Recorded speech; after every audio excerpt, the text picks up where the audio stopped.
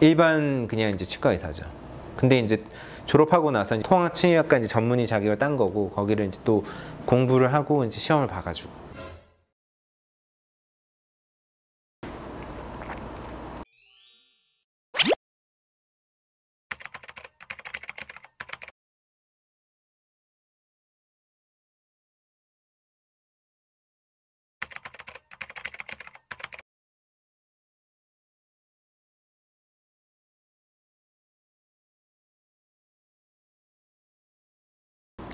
정확한 댓글입니다. 정확한 사실이 맞고, 그 통합치의학과 전문의라는 이제 거는 결국은 이제 치과에서 졸업을 하고 이제 그런 뭐 여러 가지 이제 한 몇백 시간 정도 이렇게 이제 강의를 온라인 오프라인으로 이제 강의를 듣고, 그 다음에 시험을 이제 몇 번에 걸쳐가지고 쳐가지고 거기에 이제 합격된 사람들한테만 전문의 자격증을 주어주긴 했거든요. 그래서 이제 인턴 레지던트를 거쳐가지고 그런 자격증을 준 학교들도 있다고 저는 알고 있고, 근데 이제 그런 경우들이 많이 있죠. 근데 이게 제가 알기로는 이게 코로나가 터지고 나서 교육이 좀 온라인 쪽으로 좀 많이 이렇게 갔던 걸로 알고 있는데, 저는 거의 직접 가가지고 이제 수업을 들었거든요, 사실은. 저는 그래서 직접 수업을 들었었던 사람이기 때문에 그거는 잘 모르겠어요. 근데 아마 어쨌든 제가 봤을 때는 코로나 그때라서 이제 뭐 온라인 강의로 많이 좀 바뀌지 않았나 이렇게 싶기는 하거든요. 근데 그런 거고, 그래서 다 걸러야 된다. 근데 저는 이게 어떻게 생각을 하냐면은, 어떤 부분에 있어서는 뭐 일리가 있을 수도 있다고 봐요. 그러니까 이게 일반적으로 우리가 이제 전문의라고 하는 것들은 이제 그 과에 대한 3년 혹은 4년 정도에 되는 이제 과정을 거치면서 진료들을 이제 보고, 그 다음에 그거에 대해서 이제 교육을 받고 이제 하면서 이제 좀 그쪽으로 이제 전문성을 이제 키우는 진료인데, 그거에 비해서 이제 통합치의학과 같은 경우에는 내가 이제 어떤 학교에 다니면서 이제 병원 생활을 하면서 이제 이렇게 몇 년 동안 수련을 거친 것은 아니기 때문에, 그래서 이제 교육을 받고 내가 이제 시험을 본 거지. 그래서 이제 그렇게 생각을 하시는 분들도 당연히 뭐 있을 수 있다고 생각은 해요. 근데 저는 그렇게 생각합니다. 일단 어쨌든 굳이 내가 통합치의학과 전문의 자격증이 없는 사람과 이제 있는 사람을 비교를 하자면은, 그래도 그 내가 몇백 시간에 해당하는 광범위한 내용을 수업을 듣고 공부를 하고 시험을 보고 거기서 합격을 했다는 것 자체가 일단은 다른 일반적인 치과 의사들보다는 내가 조금 더 노력을 했고 내가 조금 더 전문적 지식이 있다, 이렇게 볼 수가 있는 거고, 실제로는 이게 자격증이 있고 없고가 중요한 건 아닌 것 같아요. 혹은 그 전문의 자격증이라는 거 하나만으로 어떤 사람이 훨씬 더 좋은 의사다, 좋은 실력을 가졌다라고만은 판단을 하기에는 아주 적합하진 않다. 물론 그게 근거가 없진 않지만은, 졸업을 하고 나서 혹은 전문의 자격증을 따고 나서 내가 얼마나 더 좋은 진료를 하기 위해서 계속해서 노력하고 투자하고 공부하고 그걸 하기 위해서 얼마나 이제 신경을 쓰는가, 이게 훨씬 더 중요한 것 같아요, 사실은. 환자분들 입장에서는 어쨌든 그런 거가 이제 하나의 잣대가 될 수 있겠죠. 개인적으로는 그런 통합치약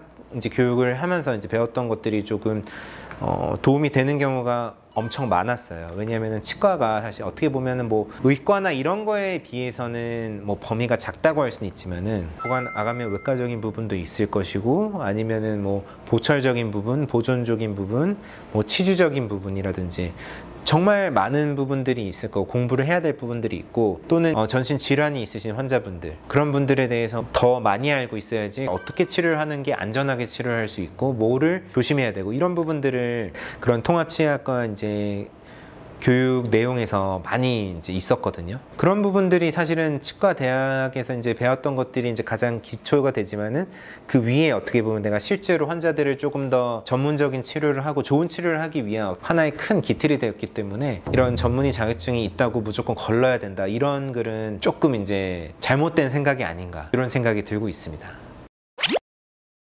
지금은 이제 또 없어졌고, 그게 이제 몇 년 동안만 있었던 겁니다, 그 제도가. 그러니까 아마 뭐 연세대랑 이제 몇 군데 대학교에서는 통합치의학과가 있는 걸로 알고 있거든요. 거기는 이제 이렇게 인턴 레지던트처럼 해가지고. 지금도 있는지 모르겠지만은, 이거는 뭐 어차피 사람들이 별로 관심도 없고 재미도 없을 거라서 그냥 넘어가는 말로 하는 거지만은, 이게 정치적인 이유 때문에 생긴 거예요, 사실은. 그러니까 치과 쪽 내에서 치과 전문이라는 제도가 생긴 지가 얼마 안 됐거든요, 한국에서. 그러니까 의대는 전문의 제도가 있지만은, 치과는 뭐 구강내과, 뭐 구강외과 이런 과들은 있었는데 전문의 제도는 없어가지고, 예전에 지금 이제 교수님들 이러신 분들도 교정과 전문의는 아니었어요. 왜냐? 교정과 전문의라는 게 없었으니까. 치주과 전문의도 아니었고, 치주과에서 그냥 뭐 수련을 마친 치과 의사 이런 거였는데, 전문의 제도가 만들어지는데 이미 이제 졸업하고 치과 의사 일을 하고 있는 치과 의사분들이 많을 거 아니에요. 그런 분들은 전문의 제도가 만들어지는 거를 그렇게 좋아하진 않죠. 전문의가 생김으로써 일반인은 전문의의 하위 버전 같은 그런 느낌이 들어가니까. 근데 레지던트 TO가 치대 치과대학 정원의 한 30% 정도 되거든요. 그러면은 전체 치과 의사 대비했을 때 전문의가 한 30% 정도 숫자가 되는 거잖아요. 근데 미국이나 뭐 그런 다른 유럽이나 이런 의료 선진국들 보면은 치과 전문의 비율이 제가 알기로는 한 10% 아니면 10% 이내, 10% 내외 이 정도인 것 같아요. 근데 그걸 이유로 들면서 이제 원래는 반대를 했었대요. 예전에 치과 의사 이제 졸업하셨던 분들이. 근데 그래도 어쨌든 우리가 이제 이런 거를 도입을 해야 되지 않겠냐 이렇게 해가지고 일단은 지금은 그 7, 8%인가 뭐 어쨌든 그 다른 선진국의 그런 비율을 어느 정도 맞출 때까지는 일단은 도입하자 해가지고 치과 전문의 제도가 이제 만들어져서 그 인턴 레지던트를 하고 나면은 전문의 시험을 자격 시험을 봐서 합격하면은 치과 이제 전문의, 교정과 전문의, 내과 전문의, 외과 전문의 이런 것들이 이제 되는 거였는데, 매년 30%씩 배출이 되니까 이게 쌓이면은 결국은 그런 처음에 그 전문의 제도가 시작됐을 때 얘기를 했던 그 비율을 넘어가는 시점이 올 거 아니에요. 이제 그때가 이제 온 거예요. 그래서 어떻게 할 거냐. 그럼 나머지 그냥 이미 나는 그냥 졸업해가지고 10년, 20년 동안 열심히 이제 개원해서 진료하고 이런 사람들한테는 그냥 일반이라는 타이틀밖에 없고, 이렇게 이제 점점 이렇게 차이가 벌어지면 안 되지 않냐.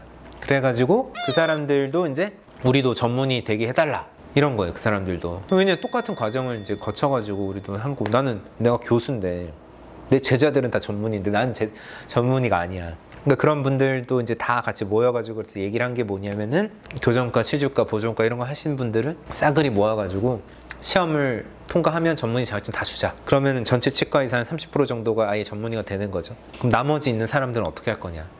나머지 있는 사람들도 뭔가 전문의가 될 수 있는 기회를 만들어주자 해가지고 그래서 이제 통합치의학과라는 게 이제 만들어진 거예요. 그래서 그거는 몇백 시간의 이런 이제 수업을 거치고 시험을 보면은 합격을 하면은 그런 전문의 자격을 주겠다는데, 이거는 유예 기간을 딱 몇 년까지로 또 주자. 그래서 제가 알기로는 한 3년, 5년 요 정도였던 것 같아요. 그래서 통과를 한 사람들은 전문의 자격증을 딴 거고, 그 뒤에 있는 이제 밑에 이제 후배 치과 의사들은 이제 그런 기회도 못 얻게 된 거죠. 그러니까 저도 만약에 어떤 특정 진료를 봐야 되는데 전문이냐 아니면 일반이냐만 가지고 다른 아무런 정보도 없이 그것만 가지고 결정을 해야 되면은 당연히 전문의를 먼저 선택을 할 것 같아요. 그러니까 최소한의 어떻게 보면은 하방 마지노선이 이제 정해져 있는 느낌이랄까, 그런 생각이 들 것 같고. 근데 이제 문제는 그런 거예요. 이게 치과 치료라는 게 한 과만 해서 이게 볼 수가 있는 게 아니다 보니까, 내가 치아 하나의 치료를 한다고 하더라도 치주적인 부분도 체크를 해야 되고, 신경치료를 하고 이를 씌운다고 하면 신경치료할 때는 보존적인 부분, 이를 씌울 때는 보철적인 부분, 이런 것들을 체크를 해야 되고, 어떠면은 그 사람이 이제 턱관절이나 그런 게 이제 불편하거나 그게 원인이 있으면은 그런 구강 내과적인 부분도 알 수 있어야 되고, 만약에 이를 뭐 빼고 임플란트를 하셔야 된다 그러면은 이제 외과적인 부분도 필요하고, 이게 여러 가지가 복합적으로 사실 들어가다 보니까 실제로는 여러 가지를 다 내가 공부를 열심히 하고 잘하고 많이 한 사람이 진짜 잘하는 사람이지, 어떤 한 가지만 잘하는 사람이 무조건 낫다 이렇게 보기는 사실은 좀 어렵다고 저는 생각을 하거든요. 그러니까 나무가 아니고 숲을 봐야 되는데 우리는 그 나무만 깊게 판 사람이 무조건 더 좋다라고 볼 수는 없는 거죠.